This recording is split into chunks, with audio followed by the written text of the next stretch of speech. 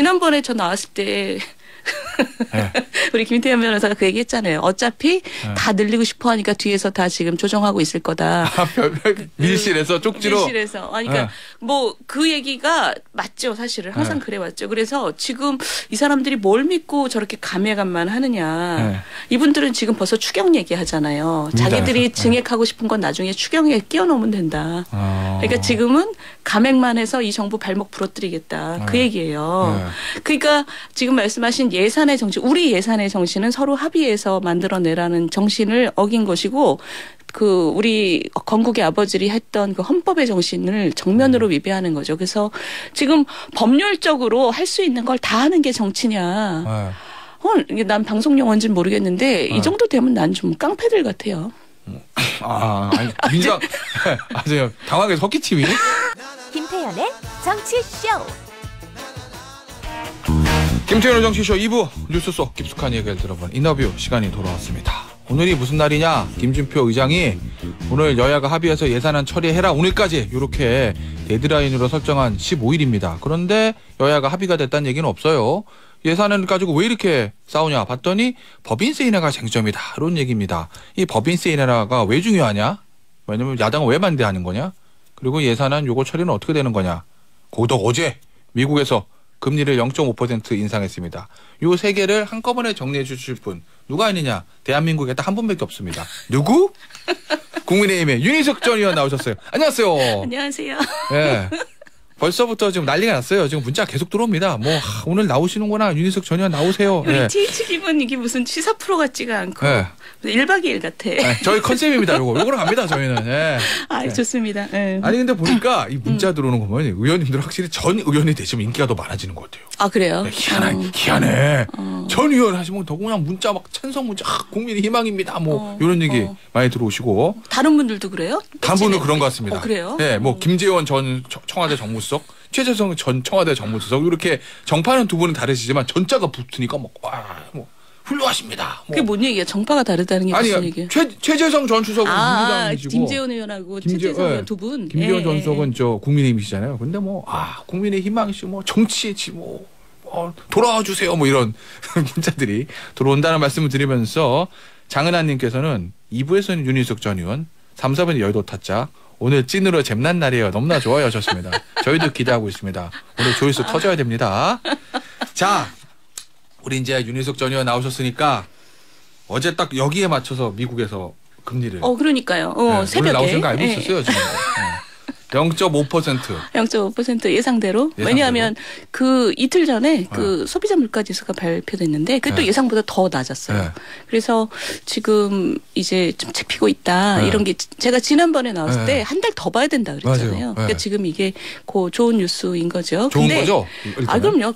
그저께 바이든 대통령이 뭐라 그랬냐면 Things are getting better 그랬어요. 그러니까 그 사람도 그런 걸 공개적으로 얘기할 정도로 이제 좀 마음을 놨다는 건데 근데 이제 여기서 조심하셔야 되는 게 우리나라 같은 경우에 어디까지 가는 거야 이런 단계가 이제 좀 지나가고 있다는 거지 이제부터는 진짜로 경제가 어려워지는 타이밍이에요. 그러니까 올해는 경제가 아직 나쁜 게 아니었어요. 올해는? 네, 그럼요. 지금 뭐 2점 몇 프로 성장이면 뭐 그거 괜찮은 거예요. 근데 내년에 1% 성장 예상하던데. 그렇죠. 근데 1% 성장도 지금 전망치가 쭉쭉쭉 내려가고 있어요. 계속.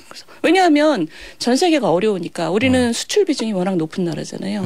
전 세계가 어려우면 우리는 어려워요. 그리고 물건 팔 데가 없어서. 그렇죠. 그리고 우리하고 가장 교육을 많이 하는 중국이 지금 전 모양이라서 지금 뭐 중국은 코로나 엄청나게 지금 그 방역 완화하는 바람에 엄청나게 많은 사람들이 약국 앞에 줄 쫙 서고 길에 나오질 않는데 그러니까 우리 코로나 초기 때처럼 그러니까 저게 언제까지 갈지 저기서 뭐 100만 명 죽고 200만 명 죽고 막 이런다는 예측들이 있거든요 지금 그러니까 저게 언제까지 갈지 모르는 거죠. 그리고 이제 전쟁 얘기 있고 그러니까 우리나라는 지금 내년 상반기에 굉장히 힘들 거라는 예측이 있어요. 그리고 아주 낙관적으로 보자면 내년 하반기에 좀 낮아지지 않을까? 지금 요 정도 거시적으로는 그렇고 그다음에 우리 약한 고리들 지금 금융시장, 그 기업 부실 문제, 그러니까 돈이 안 도는 문제, 그리고 가계대출. 그래서 부동산 지금 부실해갖고 이게 다시 시스템 리스크가 되지 않을까? 이런 걱정들을 지금 많이 하고 있죠. 전반적 거시는 내년에 안 좋은 거 완전 확실. 그런데 약한 고리들 때문에 무슨 사고가 날 가능성은 높지는 않지만 있단 말이에요. 그래서 지금 초긴장이죠, 계속. 미국에서 금리를 덜 올렸습니다라고 좋은 뉴스를 시작했는데 갈수록 근데 제일 큰 거 이게 도대체 어디까지 가는 거야? 이거는 지금 거의 없어진 거라고 봐야 돼요. 네. 또 미친 듯이 치솟는 거는 막은 것 그렇죠. 같다. 그러니까 꺾인 건 맞아요, 그러면? 그건 맞아요. 인플레이션도 꺾인 거는 인플레이션이 꺾였다라는 판단 하에 지금 금리를 천천히 가고 있는 거죠.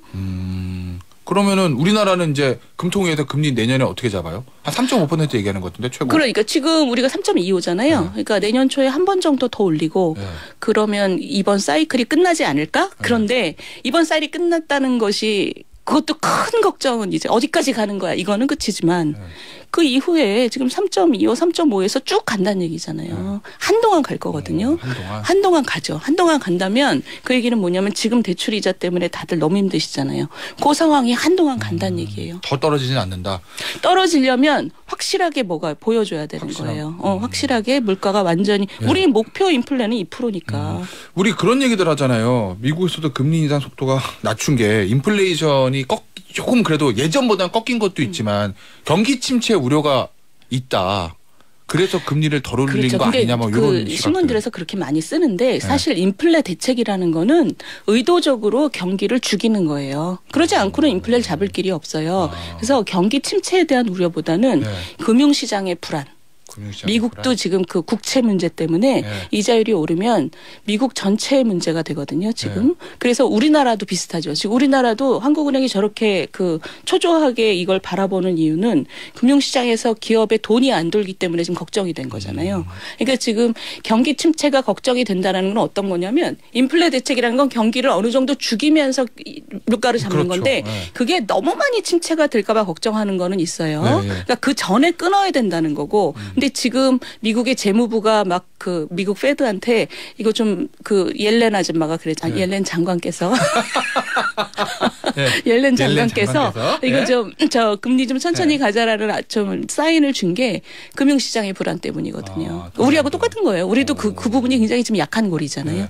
그러면 일단은 금리는 좀 덜 올려서 숨통을 좀 틔웠는데 앞서 말씀해 주신 중에 내년 거시 경제 전망 진짜 안 좋다. 상반기 최악일 거다. 어제 또 그런 뉴스들이 어제 메인 뉴스를 다 점령을 하더라고요. 계속 뭐 고용 한파 있고 성장률 낮아질 거고 우리나라 이거 어떻게 뚫고 나가야 됩니까? 너무 어려운 질문인가?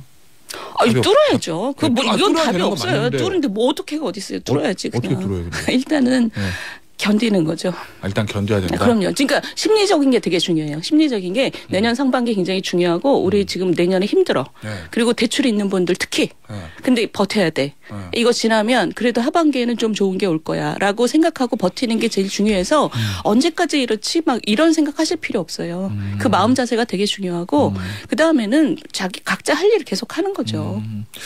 사실 이런 상황일수록 이제 여야가 합심해가지고 경제 위기를 뚫어내야 되는데 합심은커녕 오늘 지금 뭐 예산안 때문에 난립니다. 아니 그러니까 지금 문제가 국민들은 버틴다. 올해는 태풍 왔다. 우리 좀 부서져도 버틴다. 이런 느낌으로 열심히 사는 거 말고는 답이 없는데 정부는 다르죠. 정부와 정치권은 어디서 구멍이 나는지를 열심히 구멍이 날 위험이 있는지를 열심히 살피고 지금 합심을 해야 되는데 지금 굉장히 사실 초유의 사태들이 벌어지고 있죠. 우리 정부가 우리 정치가 무지하게 망가지고 있다는 걸 보여주는 거죠. 일단 이 예산안 통과 안 되는 가장 큰 이유들 중에 하나가 법인세인 거잖아요. 정부 여당 쪽에서 법인세를 인하해달라. 그리고 민주당에서는 절대 안 된다. 요거거든요. 근데 이제 사실 법인세 인하를 가지고 보수 정당하고 진보 정당이 부딪힌 거는 뭐 하루 이틀 얘기는 아닌데. 그러니까. 일단 이제 보수 정부입니다. 국민의힘 그리고 윤석열 정부. 여기서 법인세 인하를 주장하는 이유는 뭔가요? 아니 그러니까 지금 우리 TH김이 얘기한 것처럼 오랜만에 들어본 얘기인데 TH김? 아니 별명이 너무 많으니까 우리 김태현 변호사께서는 별명이 너무 많아요. 오랜만에 좋은데 TH김. 그래요? 뭐 하여튼 무슨 사기꾼 같아 TH김. 그래요? 자 여러분 들어오세요. 정치쇼예요. 이런 거. 그런 거지. 그 법인세의 본질적인 논쟁은 사실 저는 경제학자니까 또 경제학자이자 전 재정학자예요. 그래서 법인세는 이론적으로 당연히 낮추면 그 투자를 해서 그 수익에서 많은 부분이 기업에 남기 때문에 그 좋은 효과들이 나타날 수밖에 없어요. 이론적으로. 이론적으로는 그렇지. 그럼 세금을 깎아주면 돈이 생기니까. 그러니까 투자를 더 열심히 할 거 아니에요. 투자를 하든지. 그렇죠. 아니 그것도 있지만 네. 내가 투자를 했을 때 그것이 나중에 돈을 벌면 거기서 많은 걸 뜯기지 않잖아요. 네. 그렇기 때문에 투자를 할 유인이 생기죠. 네. 그런 이론적인 상황을 우리는 믿어요. 믿는데 문제는 뭐냐면 네. 지금과 같은 경우에 법인세 낮춰준다고 해서 금방 효과가 나타나지 않을 거 아니에요. 왜냐하면 내년에 경제 안 좋을 거 뻔히 알잖아요. 그러니까 이제 많은 논쟁이 있는 거예요. 뭐 시차가 얼마나 되고 진짜 효과가 있긴 있는 거야 어쩌고 막 있는 거죠. 그런데 그런 거 다 떠나서 지금 김진표 의장이 민주당 출신이잖아요. 근데 그분이 그 얘기했잖아요. 중재안 만들면서 지금 반도체 전쟁인데 대만은 법인세가 20%다. 근데 우리는 지금 지방세까지 합쳐서 27.5%다. 그러면 내가 유럽의 어느 국가면 어느 나라에 공장 짓겠냐. 근데 김진표 의장이 지금 그 얘기 한 거예요. 그러니까 아주 간단하게 얘기하면 우리나라처럼 대외 의존도가 높은 나라는 이런 법인세의 본질적인 논쟁 이런 것까지 갈 필요도 없어요. 사실은. 그래서 김대중 정권 때도 법인세를 낮췄고 노무현 정권 때도 낮췄어요. 왜냐하면 전 세계의 다른 경쟁 국가의 관계 속에서 우리가 높으면 안 된다. 이런 거죠. 그러니까 뭐 본질적이고 이론적인 논쟁할 것도 없이 우리나라가 왜 OECD 국가에서 높은 축이어야 돼. 우리는 수출로 먹고 사는 나라고 우리나라에 투자를 지금 유치해야 되는데 이런 거거든요. 근데 우리가 지금 문재인 때 많이 올렸어요. 그래서 지금 OECD 평균보다 많이 높아요. 그러니까 오죽하면 김진표 의장이 저러겠어요. 그러면 의원님 말씀은 뭐 법인세를 낮춰주면 대기업이 뭐 투자를 하고 뭐 그게 뭐 고용 창출 효과가 있고 뭐 하는 뭐 소위 말하는 뭐 낙수 효과 이런 거 따지기 전에 저는 그걸 믿지만 그것은 끝나지 않은 논쟁이란 말이에요. 근데 거기까지 갈 필요도 없어요. 우리처럼 대외 의존도가 높은 나라를. 그리고 숫자로 봤을 때 작아야 된다. 외국보다. 경제국보다. 우리하고 주로 경쟁하는 국가들보다. 예를 들면 지금 대만 같은 경우에 우리하고 차이가 너무 나잖아요. 한 10% 차이 나는 거죠. 그러니까 7.5% 차이 난단 말이에요. 그러니까 근데 보다 본질적인 거는 이런 거를 민주당이 모를 리가 없다는 거죠. 그러니까 지금 이 민주당 같은 경우에 자기네 국회의장, 자기네 출신 국회의장이 저렇게 얘기하는 걸 국회의원들이 몰라서 저러냐. 다른 의도가 있는 거죠. 다른 의도 뭐라고 보시는 건데요? 지금 예산안 가지고 계속 싸우고 지금 그러니까 우리 건국의 아버지들은 그때도 국회의원들을 안 믿은 거예요. 그래요? 그래서 우리 헌법에다가 57조에다 뭘 넣어놨냐면 국회 마음대로 증액을 못하게 해놨어요. 그 재헌헌법 만드는 유진호 박사가 만든 그 그쵸. 초안에 그 설명자로 그렇게 나와 있다는 보도는 봤습니다. 그 57조에 들어있어요. 유진호 박사가 프랑스에서 공부하신 분인데도 그 영국식의 제도를 넣어놨어요. 그러니까 국회의원들은 이 사람들한테 돈 맡겨서는 안 된다는 게 있는 거죠. 그래서 우리 헌법의 정신은 뭐냐면 증액하고 싶은 국회의원들하고 증액을 막고 싶은 정부하고 증액하고 감액을 가지고 서로 합의하라는 거예요. 그게 헌법 정신이에요. 근데 지금 초유의 사태가 벌어진 거죠. 이분들이 지금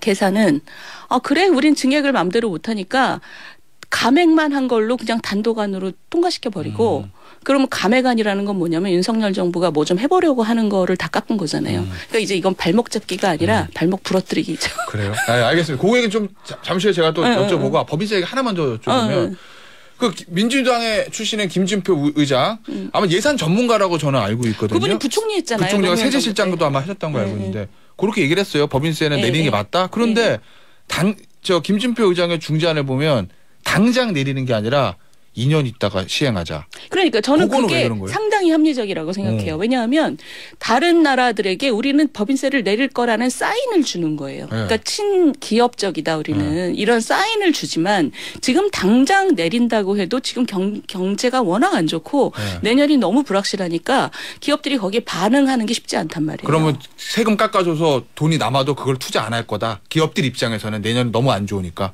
그렇죠. 왜냐하면 세금이라는 거는 투자를 결정하는 한 가지 요소일 뿐이에요. 제일 중요한 거는 전망이죠. 그러니까 김진표 의장의 중재안을 보고 이건 괜찮은데? 저는 그런 생각을 했어요. 혹시 이런 얘기들은 어때요?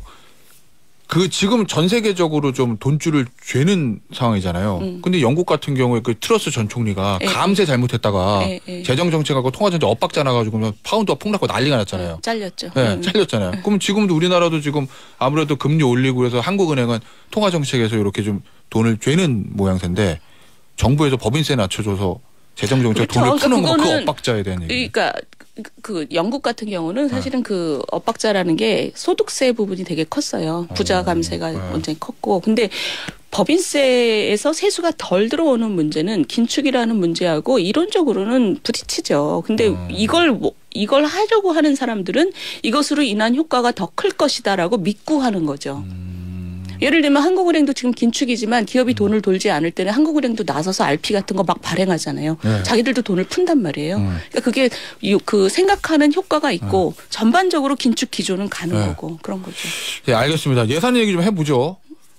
앞서 이제 잠깐 언급하셨던 그 부분인 건데, 그러니까 제가 이제 보면서 궁금한 건 헌법에는 진짜 국회는 증액 못하고 감액만 하게 돼 있다는 거예요. 근데 지금 민주당이 단독으로 감액안을 내서 처리하겠다. 뭐 법적으로는 맞죠. 왜냐면은 해도 되는 거죠. 감액할 수 있고 그다음에 민주당이 다수고 거기다 예산안에 대해서는 대통령 거부권이 없으니까 민주당이 지금 뭐 하겠다고 하는 건데 이게 예산의 본질에 맞는 겁니까? 그러니까 예를 들면 예산 제가 들었는 질문은 예산이라는 거 원래 정부에서 야 우리 이렇게 돈 쓸 거야 내년에. 그러니까 국회에서 심사 좀 해줘. 우리는 돈이 요게 필요하고 이렇게 할 거야라고 이제 내고 국회 통과를 받으면 그걸 집행하는 거잖아요. 그러니까 예산의 본질은 원래 집행 기관이 짜야 되는 거 아니에요? 예산을 어디서 하느냐는 나라마다 달라요.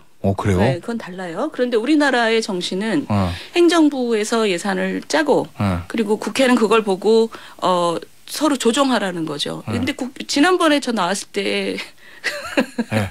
우리 김태현 변호사가 그 얘기했잖아요. 어차피 다 늘리고 싶어 하니까 뒤에서 다 지금 조정하고 있을 거다.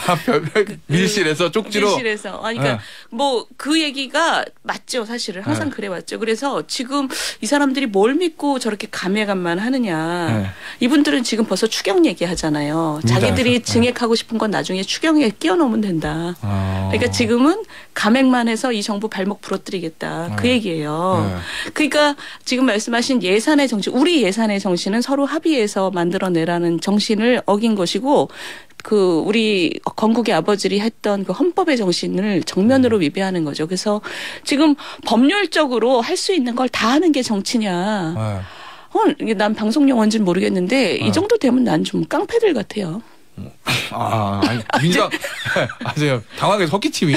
자, 윤희숙 전 의원의 개인 의견이시고, 제 개인 의견입니다. 저희의 의견은 아니라는 거를 말씀을 드리면서 그러면 국민의힘에 지금 현역은 아니시지만 만약에 현역이라고 하신다면 어떻게 대응하라고 하시겠어요? 민주당이 만약에 단독 수정안 감액 단독안 오늘 처리한다고 막을 수는 있는 건 아니잖아요. 수적으로도 밀리니까. 그리고 대통령 거부권 행사할 수 있는. 그러니까 저는 우리 이번에 저거 했잖아요. 축구. 이번에 빌드업 축구라는 얘기 많이 나오잖아요. 빌드업. 거기에 반대되는 얘기가 뻥 축구. 그죠? 한번 뻥 써갖고 골에 들어가거나 말거나. 얻어 걸리는 거. 얻어 걸리는 거. 근데 우리가 예전에 좀 그랬잖아요. 근데 이번에 우리 월드컵 하면서 온 국민들한테 빌드업 축구라는 얘기가 들어왔어요. 그러면서 그 이쪽 골대에서부터 막 패스해서 들어가는 게 정말 재밌구나. 저기서 실력이 나오는 거구나.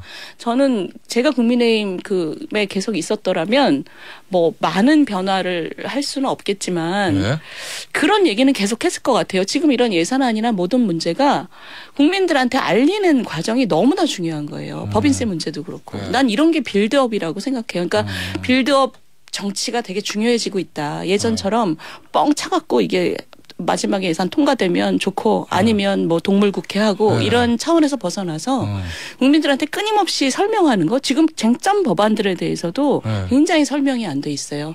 이 법인세가 우리나라가 전 세계에서 가장 이념 논쟁이 강한 부분이에요. 전통적으로 항상 부딪히는 부분이긴 하죠. 알겠습니다. 자, 김지연님께서 오늘 너무 좋네요. 윤희숙 전 의원님은 고정으로 나오셔서 이러한 희망 좀 계속 주시면 좋겠어요. 우리 진행자의 소망이 섞인 얘기죠. 어떻게 하셨을까? 네. 그래서 댓글을 골라서 읽으시네요. 모든 걸 꿰뚫고 계십니다. 네. 그렇다는 거. 저 여자 꼴보기 싫어 이런 댓글은 안 읽고 계세요 지금. 없습니다 그런 거. 네. 자 그러면 마지막으로 이거 하나 짚어보죠. 52시간제, 주 52시간. 이거 문재인 정부 때 만든 겁니다. 당시에 제가 알기로는 당시에 자유한국당 시절이었던 걸로 기억하는데 자유한국당도 합의를 해줬던 부분이에요. 제 기억으로. 이거 입법사항이니까.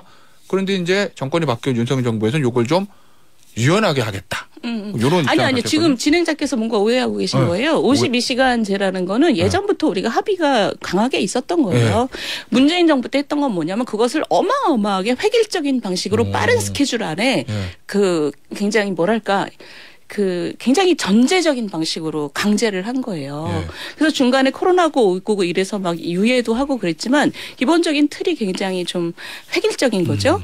그래서 지금 이번에 저 윤석열 정부가 지금 하겠다라는 거, 지금 연구회에서 나온 발표잖아요. 그리고 여기에 기반해서 개혁하겠다는 건데 이것의 철학은 저는 뭐 근로 시간을 어떻게 하겠다라는 얘기가 아니에요. 이거의 철학은 뭐냐면 우리 근로기준법이 53년도에 만들어졌어요. 1953년도에 제조업이 있지도 않을 때 남의 나라 거 베껴서 갖다 놨고 그리고 그때 전 세계도 뭐냐면 모든 근로자들은 대충 공장에 와서 똑같은 시간에 똑같이 근무할 거다라는 걸 전제하고 있던 시대에 만들어진 법이에요. 컨베이어 벨트 쭉 돌아가면 그렇죠. 나란히 쭉 줄 서서 조립하는 그 찰리 채플린 시대 그때를 네. 얘기한 거예요. 네. 근데 지금은 우리가 근로자라고 할 때 사무직도 있고 뭐 서비스직 가게에서 일하시는 너무나 다양하잖아요. 네. 이걸 왜 국가가 일률적인 룰을 정하냐 이게 철학인 거예요. 그리고 한 회사 안에서도 지금 보면 우리 PD님하고 작가님들하고 이해가 달라 내가 보니까 왜 여기 다 아침부터 모여 있는 거야라고 불만들이 있잖아요 얼굴에 이런 거예요. 그러니까 이런 게 그런가요? 그럼요. 정말이에요? 밖에 아니랍니다. PD님은 저러시지만 다른 분들은 보세요. 그러니까 이게 다를 수밖에 없어요. 자기 직종과 직급에 따라서. 그렇죠. 하는 일에 따라서. 그러니까 지금 그 연구에서 나온 얘기는 자 이제 국가가 나서서 뭐라고 하지 말고 노사가 서로 좋다면 각자가 원한다면 그 안에서 합의할 수 있게 해주고 합의할 때 서로 동의를 얻어내는 것도 근로자 전체 찬성을 받는 게 아니라 여기 작가들하고 얘기해서 그래? 그럼 그렇게 하자. 그리고 PD하고 얘기하고 진행자는 또 진행자대로 진행자는 돈도 많이 버니까 그런가요? 진행자는 더 자유롭게 해주고 그러니까 지금 이런 거예요. 세상이 변화하니까 거기 맞춰서 유연하게 가자.